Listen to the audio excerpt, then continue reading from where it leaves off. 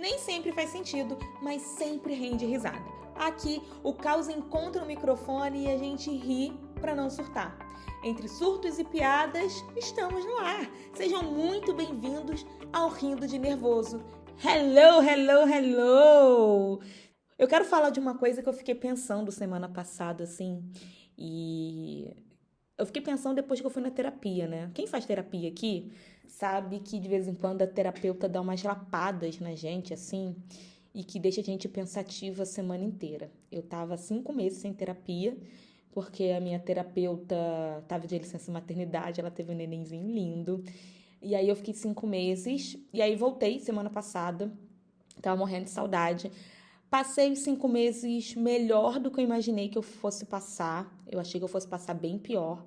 Eu acho que o último mês foi o mês que eu mais dei uma oscilada, assim, fiquei um pouco desorientada. Eu acho que era muita falta da terapia. Mas eu voltei e aí ela me falou que... A última frase que ela me falou, que ficou marcada na minha cabeça na terapia, foi que às vezes a gente tem que perder algumas coisas. E eu fiquei com isso na cabeça, porque às vezes a gente tem que perder algumas coisas, né? Até o que a gente não quer. Às vezes a gente precisa perder aquilo. Mas aí isso me foi... Geminiana, né, amores? A cabeça vai para 1000 lugares. E aí a minha cabeça foi para um fato das coisas que eu não quero perder. Eu fiquei mais focada no que eu não quero perder e de coisas de que eu não abro mão, sabe? Tem coisas na minha vida que eu não abro mão e que estão cada vez mais fixos na minha vida, de coisas mais fúteis a coisas mais sérias, assim, mas que me fazem muito feliz. E aí eu fiquei pensando muito nisso. Em 2023, eu tava vindo de muito trabalho desde 2020, muito trabalho. A pandemia, como a gente não tinha nada para fazer, eu trabalhei muito na pandemia.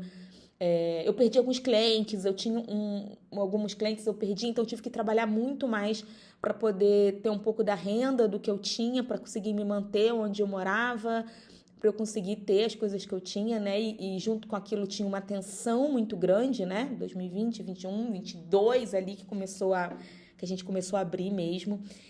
E aí eu comecei a trabalhar muito, muito. E 2021, 22 e 23 foi os anos que eu mais trabalhei, assim. Eu trabalhava demais, demais, demais. E eu tive um burnout. Eu tive a ponto de eu não conseguir mais socializar com as pessoas, assim. Eu chegava em casa sempre muito exausta, muito cansada. Eu malhava. Acho que o que me segurou mais tempo foi a malhação. Eu malhava 2 vezes na semana e eu não via resultado nenhum. Porque eu me alimentava muito mal, eu me compensava com comida o tempo inteiro, né? Então eu pedia muito iFood, eu gastava muito dinheiro com iFood, porque, ai, tô tão cansada, eu mereço um McDonald's, eu tô tão cansada, eu mereço um Japinha, eu tô tão cansada, eu mereço. E essa do eu tô tão cansada, eu mereço. Então, eu tava sempre doente, eu tava sempre com uma crise alérgica infernal, assim. E quando eu peço demissão em outubro de 2023 e eu já estava em terapia, então em 2023 eu inicio a terapia, que já era para ter voltado para ter há muito tempo. Eu inicio a terapia em 2023, em julho de 2023, julho de 2023. E aí, em outubro de 2023, eu peço demissão e é isso. E aí eu começo num processo de entender quem eu era mesmo fora do trabalho, num outro processo de começar a me entender. E com isso, eu comecei a ver resultado, né? Eu comecei a me alimentar melhor, eu comecei a socializar com as pessoas, porque eu não socializava. Eu chegava tão cansada que eu queria comer e dormir, e chegava final de semana, eu não queria sair para almoçar com a minha família, porque eu achava que eu tinha que economizar energia para a semana, porque eu estava exausta, eu não tinha, né, não tinha vontade de fazer nada. E aí, pensando nisso, né? Caraca, como minha vida mudou de 2023 para cá, muita coisa aconteceu. Apesar de eu ter oscilado muito na questão profissional, eu melhorei muito na questão emocional, eu melhorei muito na questão física. Agora, raramente eu tenho crise de alergias que eu tinha como eu tinha antes. Raramente eu fico doente, tipo, muito raramente. Como minha vida melhorou socialmente, eu consigo conviver com as pessoas. Eu tenho vontade de sair. Eu não tinha vontade de sair, agora eu tenho vontade de sair, de ver pessoas, de conviver com pessoas. E aí isso me fez pensar, a fala da minha terapeuta me fez fazer todo esse fluxo de pensamento e me fez pensar no que eu não queria perder. E aí eu lembrei daquela música do Emicida que fala das pequenas alegrias da vida adulta. E eu fiquei pensando que eu tenho minhas pequenas alegrias da vida adulta que eu vou espalhando durante a semana pra me dar aquela alegria, sabe? Ai, que bom que hoje tem isso.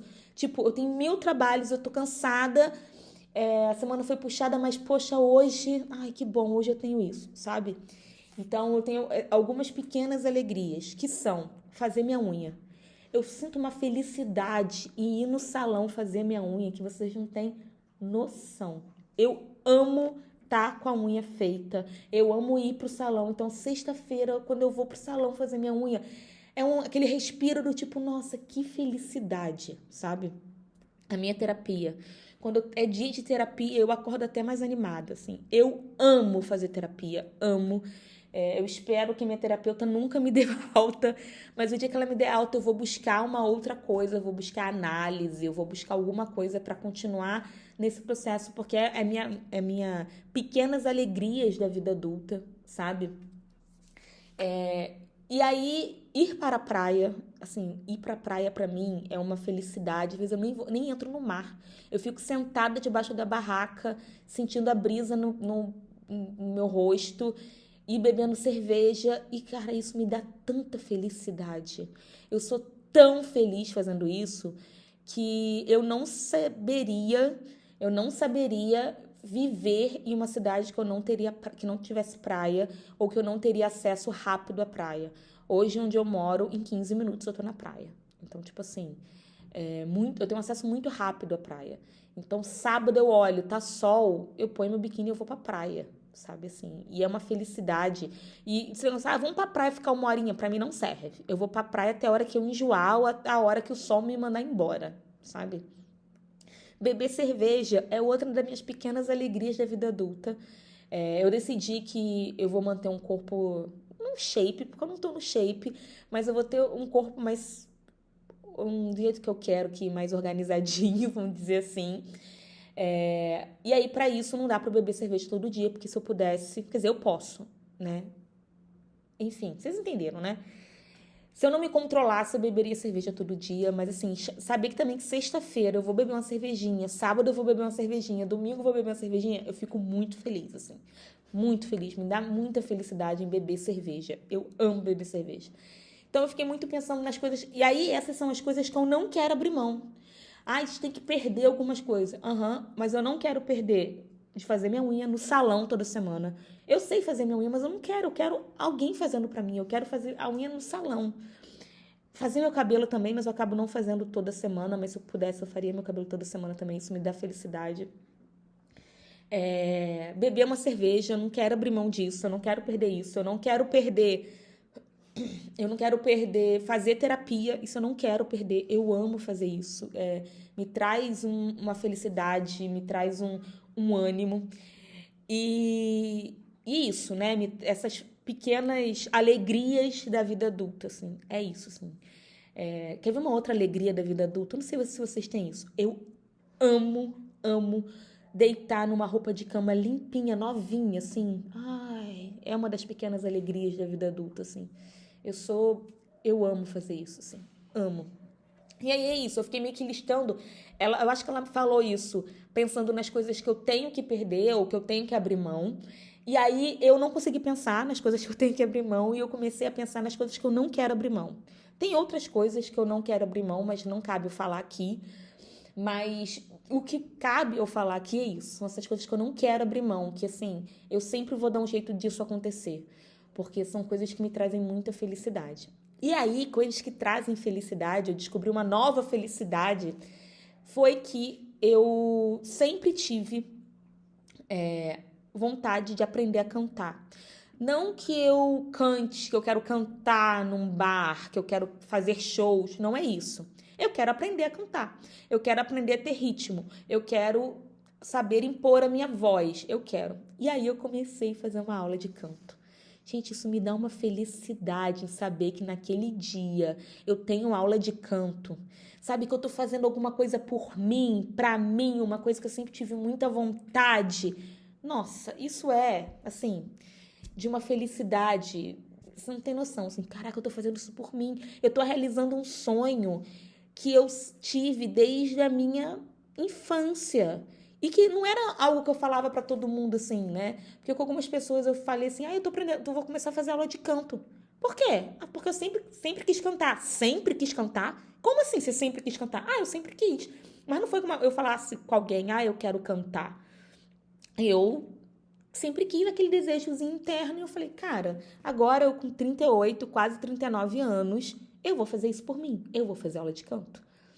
E era isso que, tipo, a minha terapeuta sempre falava, né? Que eu tenho que fazer um hobby, que qual era um hobby, o que era hobby. Quando eu fazia canoa havaiana, que é uma coisa que eu quero voltar pra ver se eu consigo voltar mesmo. Canoa havaiana era hobby. E eu não vejo como hobby. Eu sempre vi como exercício físico. Então, ir pra academia também não era um hobby. E eu ficava, gente, mas eu não tenho hobby, eu quero um hobby. Tipo, ver televisão não pode ser hobby. Ver série não pode ser hobby na minha cabeça. E hoje em dia eu tenho 2 hobbies, né? Que é cantar, fazer aula de canto, né? Eu ainda não canto. Um dia eu vou começar a cantar. Quem sabe um dia eu faço um podcast cantando. E o podcast? O podcast é um hobby pra mim. O podcast é uma coisa que eu gosto de fazer, que eu gosto de falar. Eu tô doida pra trazer pessoas aqui pra ter entrevista, pra ter troca, pra ter conversa. Eu quero muito isso. E o que eu gosto também de conversar, de ter troca. Então isso é muito importante pra mim. E aí eu quero trazer esse pensamento pra vocês. Qual é a sua pequena alegria ou as suas pequenas alegrias da vida adulta? Quais são as pequenas coisas que te trazem alegria, sabe? É isso, é fazer uma unha, é passear com seu cachorro. Passear com a minha cachorra, eu sou feliz, mas às vezes eu não quero. Não é uma coisa que eu falo, o dia que eu não vou, eu sofro. O dia que eu não vou, eu fico até feliz às vezes. Eu amo a minha cachorra, mas às vezes eu não quero passear com ela, eu quero me jogar no sofá. Então, mas sei lá, às vezes pra você é uma pequena alegria da vida adulta, assim, né? E aí, qual é a sua pequena alegria da vida adulta? E aí, quando a gente fala em pequena alegria da vida adulta, traz os grandes ódios da vida adulta. Porque eu não vou falar nem dos pequenas raivas ou dos pequenos ódios da vida adulta, porque eles são corriqueiros. Eu vou falar dos grandes ódios da vida adulta. E como que com o advento da internet, eu adoro essa palavra, essa frase, como que com a internet uma pessoa lá na puta que pariu consegue te irritar no conforto do seu lar, né? Estamos tendo aí a CPI das bets, né? Que pra mim não vai dar em nada, porque eu posso estar enganada. Se alguém aí tiver a informação melhor do que eu tenho, isso não é ilegal você anunciar, fazer propaganda de bets, é imoral, né? E ninguém é preso porque é imoral, né? Mas um dos grandes ódios da vida adulta são esses influenciadores que divulgam bets. Então, e tá tendo essa CPI das bets. Então, a ida da Virgínia foi uma palhaçada. Parecia que tava tendo uma CCXP da vida, sabe qual é? Do tipo assim, todo mundo lá... Coitado, foi do CCXP e é maneiro. Deve ser, né? Eu nunca fui. Mas, sei lá, foi o primeiro evento que me veio à cabeça, assim. Parece que tava tendo um grande evento onde ela era uma celebridade ali no evento. Caraca, ela tava indo pra depor ali da CPI, né? Porque ela é uma divulgadora de bet, uma divulgadora de tigrinho.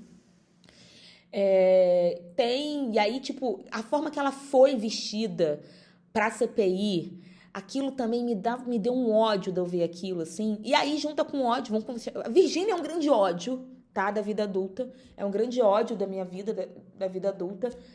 E aí agora ela fala da separação dela com o marido lá, e que pra mim é uma grande jogada de marketing, tá? Vão tirar o foco de falar dela das bets e vão começar a falar dela da separação, né? Então é uma grande jogada de marketing, ela é uma grande marqueteira.